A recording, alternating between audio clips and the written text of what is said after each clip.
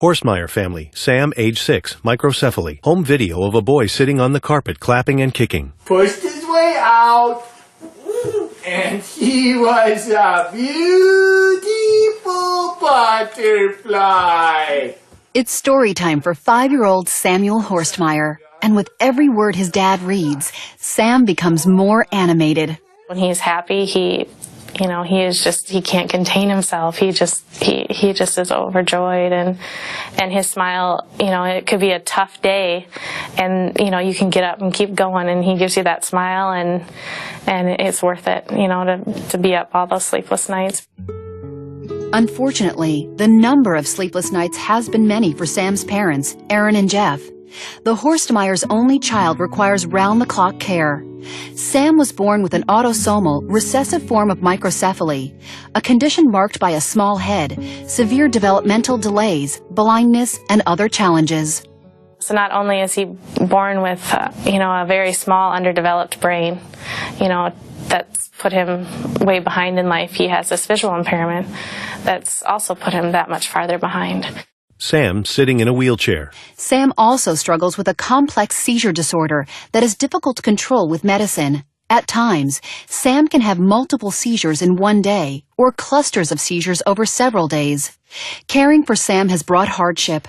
Because Sam will only sleep in an upright position, Aaron and Jeff have alternated sleeping in this recliner with him every night for 5 years. We do what we have to for Sam. We both love him so much, and obviously my husband is the one that is in last place all the time. Sam requires so much care. Sam began receiving support services at 18 months, and in the fall of 2007 began kindergarten in his community of Sioux Falls, South Dakota, an event which became a key post of the family's blog site, Horstmeyer Happenings. Aaron says it has been a battle nearly every step of the way to secure the educational and occupational services Sam requires. We really put our foot down, and Sam did end up receiving the services that he needed. And they also learned that, we're a family that isn't going to be walked on. We're a family that's going to be there to say, this is what our child needs, and this is what his rights are, and he should be receiving these services. The Horstmeyers acknowledge that the pressure of caring for Sam has been overwhelming at times. Jeff became anxious. Aaron, usually cheerful, turned morose and felt she was losing control, especially as her home became invaded by therapists, home health aides, and even well-intended church parishioners dropping off a meal. It's just constant revolving door of people, some that you know really well and are very comfortable answering the door in your pajamas, and others that you don't know very well and you still have to answer the door in your pajamas because that's what your life dictates. Aaron says antidepressant drug therapy has helped her regain control, but challenges persist. Caring for Sam is physically demanding as well. His wheelchair weighs 60 pounds, and he weighs 45 pounds and growing. When we spoke to Erin, she was recovering from her third foot fracture, resulting from either losing her grip on Sam's chair or landing on her foot improperly after trying to lift Sam. Husband Jeff has suffered back injuries.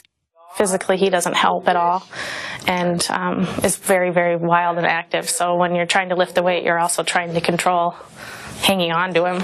Still, the Horstmeyers are extremely proud of Sam's progress. When he was born, doctors held out little hope for much of a future. Even though Sam doesn't talk, his body language shows he understands, especially when his parents read one of his favorite stories. 5 little ladybugs.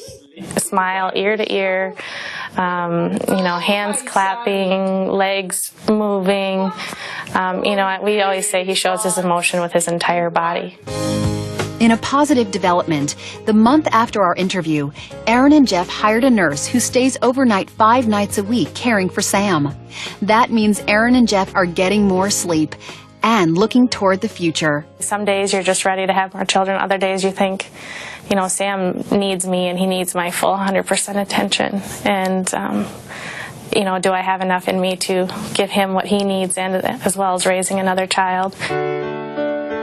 Photos of Sam standing and climbing stairs in a physical therapy room. For now, the Horstmeyers are content to savor every one of Sam's milestones.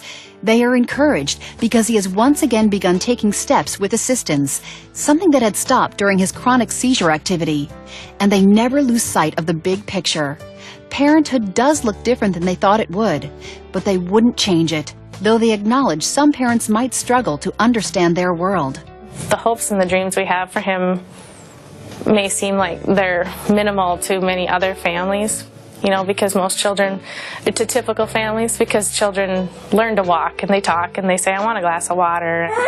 But our hopes and dreams are just that he can have enough communication or those types of things just to be able to have independence.